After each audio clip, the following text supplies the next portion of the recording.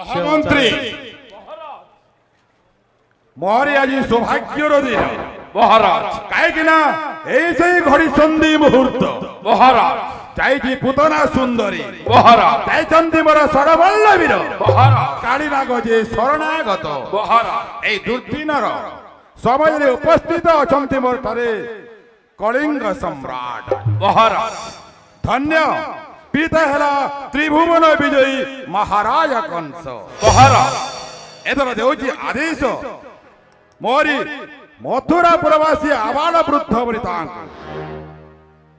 सुचिंतित मंतव्य जणाइले समस्त मथुरा प्रवासी आनंद उल्लास हरिवर ओलाहुली संवर्धना जणाइबे हे कलिंग सम्राट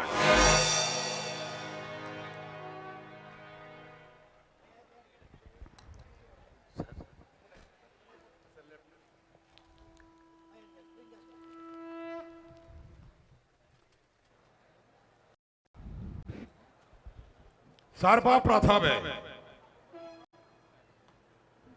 कलिंग सम्राट को आज मथुरा नगरी विकास योजना पाई कौन करिसंती एला प्रथम प्रश्न महाराजांकर द्वितीय प्रश्न है महिला सशक्तिकरण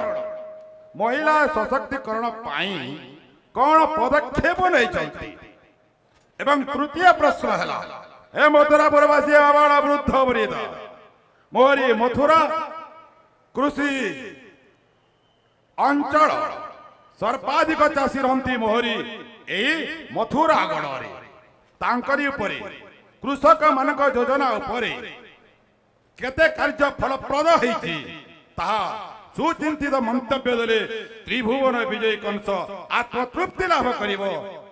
महाराजा आपणकर आदेश क्रमे गत वर्ष दिया जाइथिबा जो प्रतिश्रुति गुड़िक मु महाराज पूरण करिछि।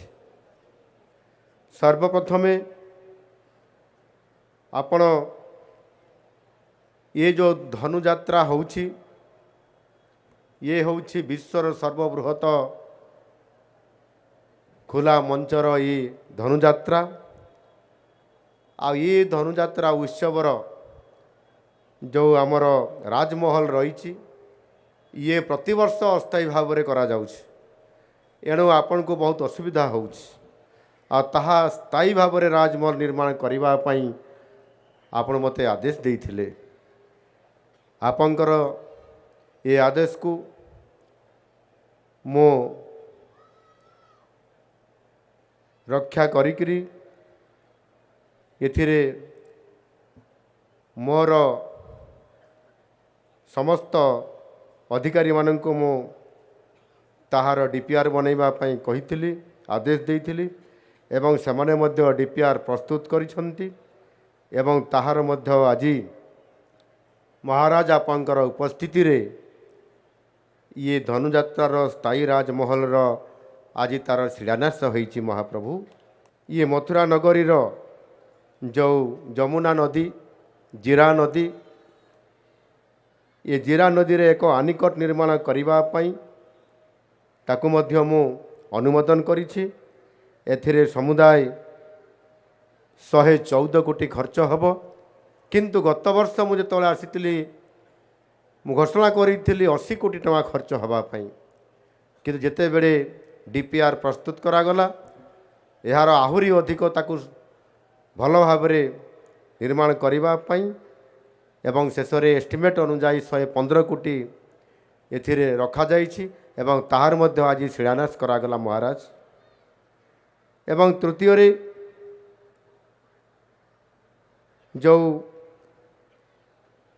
बरगढ़ टाउन रे जो केनाल अच्छी ये बरगढ़ टाउन केनाल उपरे एक बॉक्स कंडुइन एवं केनाल रो सौंदर्यकरण करिबा पई ये कथा मध्य आमे ताकु संपूर्ण करिबा पई आलोचना हेइथिला आ ताहा मध्य आज आम सरकार करिबा पई निष्पत्ति नैछंती सेथिरे 40 कोटी टंका खर्च करिया पई मध्य एथिरे ताहार एस्टिमेट कराहेछि एवं ताहा मध्य आज ताहार शिलान्यास हेछि। खूब शीघ्र ये कार्यक्रम मध्य समाप्त हब। एथिरे आहुरी अनेक ये मथुरा नगरी एवं मथुरा राज्य किभଳି भाବରେ अधिक ए अंचल विकास हो पारिबो, ए अंचल लोक मानक उपयुक्त सेवा प्रदान करा जाई पारिबो। सेथिपाई आम सरकार अनेक जुगान्तकारी पदक्षेप नेबा पाई स्थिर करिसंती। आउ सेथिपाई मथुरा नगरी रे 1362 कोटी 85 लाख टंका विनियोग रे 123 टी नुआ प्रकल्पर भित्तिपत्र स्थापन आज करागला महाराज। एवं ताहा सहित मध्य उद्घाटन मध्य अनेक प्रकल्पर करागला। एथिरे कृषि, जलसेचन, जोगाजोग, स्वास्थ्य सेवा परि अनेक जनकल्याणकारी प्रकल्पर आज श्री गणेश एवं शिलान्यास करागला। सेही भली भाबरे आहुरी अनेक किछि कार्यक्रम अछि जेहेतु मते आतिथ्य देइछंती, प्रति वर्ष आसीबा पय निमंत्रण करिछंती। आउ सेथिपाई मु अधिक ये मथुरा नगरी को उपहार देवा पाई आहुरी अनेक उपहार नहीं आसी महाराज। जीरा नदी रे सोरेज ट्रीटमेंट प्लांट स्थापन करिबा पाई एथिरे जेते बेले आपनकर प्रजा मानकर दाबी आसिला ए कथा को मु गुरुत्व देई जीरा नदी रे 132 कोटी 10 लाख टंकार एक सोरेज ट्रीटमेंट प्लांट एथिरे स्थापना करिबा पाई आम सरकार निष्पत्ति नहीं छंती। ता सहित आपंकर एठी प्रजा माने सेमानंकर जो बिक्री करिबा पाई विभिन्न पनीपरिबा ठू आरंभ करी शस्य पर्यंत ताकू जेभली भावरे एवं व्यवसाय करिबा पाई अनेक समय रे कौठी उठा दुकान कौठी आपंकर संपूर्ण भावरे ताहार सुव्यवस्था आपंकर मथुरा नगरी रे हेई पारि नथिबारु प्रजा माने भारी असंतुष्ट रे रहउछंती एवं असुविधा मध्य भोगुछंती।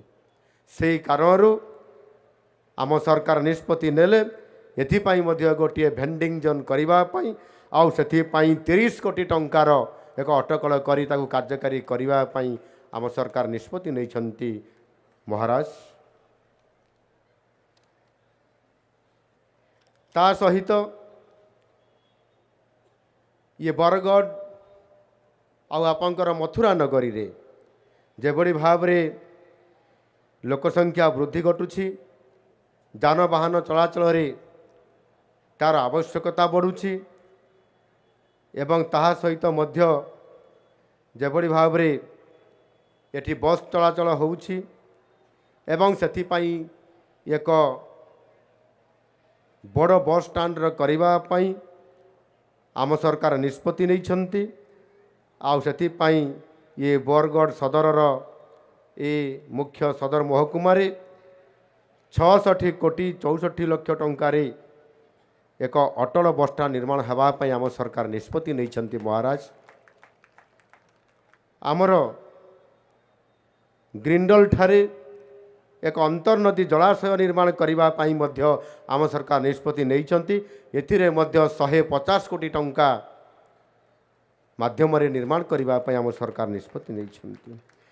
ये 4टी प्रकल्प पाई समुदाय 378 कोटी 10 लाख टंकार अर्थ आम राज्य सरकार निष्पत्ति नैछंती, अनुमोदन करिछंती। एनु निश्चित भावरे ये मथुरा राज्य रे बरगढ़ महानगरी रे जो सब समस्या अच्छी ताकू आगामी दिन में आम सरकार पूरण करने प्रतिश्रुतिबद्ध महाराज। आपंकर द्वितीय प्रश्न ये मथुरा नगरी रे जो महिला माने अछंती से महिला मानकर पाई महिला सशक्तिकरण रे आम राज्य सरकार कौन पदक्षेप नहीं छंती महाराज। आम सरकार आसिबा पूर्वरु जेते बेले घोषणा पत्र रे स्थानित करिथिले जदि आम दल सरकार को आसिबो तबे सर्वप्रथमे महिला मानकु सशक्तकरण करिवो।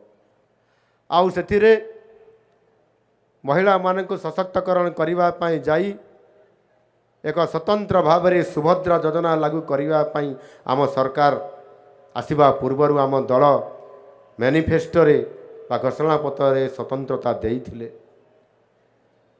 ଏବଂ ଆମ କଳିଙ୍ଗ ରାଜ୍ୟରେ ଏ କଥାକୁ କଳିଙ୍ଗବାସୀ ମଧ୍ୟ ଗ୍ରହଣ କରିଥିଲେ ଏବଂ ସରକାର ବଦଳେଇଥିଲେ।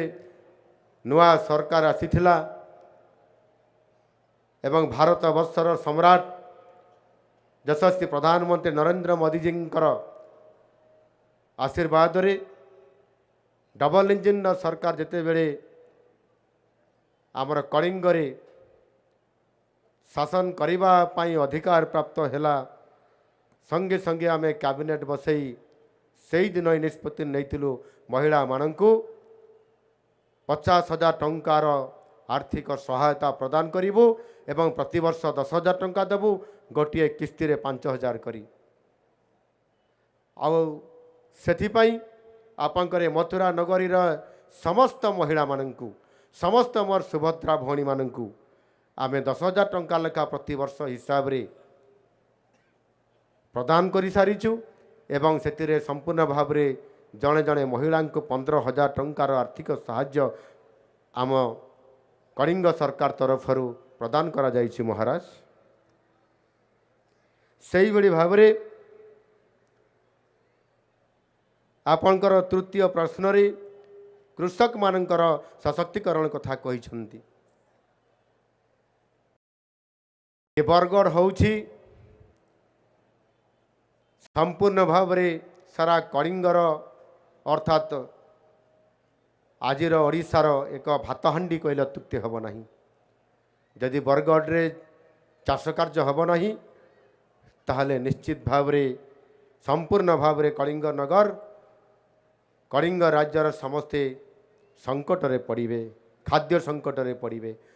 ସେଥିପାଇଁ ଆମ ସରକାର ଚାଷୀଙ୍କର ପାଇଁ ମଧ୍ୟ ଅନେକ ଗୁରୁତ୍ୱପୂର୍ଣ୍ଣ ନିଷ୍ପତ୍ତି ନେଇଛନ୍ତି। କୃଷକମାନଙ୍କର ସଶକ୍ତିକରଣ ନାଁରେ ମୁଖ୍ୟମନ୍ତ୍ରୀ କୃଷି ଯୋଜନାରେ କୃଷକମାନଙ୍କୁ ଶସ୍ୟ କିଭଳି ଅଧିକ ଉତ୍ପାଦନ ହେବ ଏବଂ ଯେତେବେଳେ ଚାଷ କାର୍ଯ୍ୟ ଆରମ୍ଭ ହେବ ସେତେବେଳେ ବିହନ ଉତ୍ତମ ମାନର, ଉତ୍ତମ କିସମର ବିହନ ପ୍ରଦାନ କରାଯିବ, ସାର ପ୍ରଦାନ କରାଯିବ ଏବଂ କୀଟନାଶକ ଔଷଧ ମଧ୍ୟ ଚାଷୀମାନଙ୍କ ହାତରେ ଦେବା ପାଇଁ ଭାରତ ସରକାର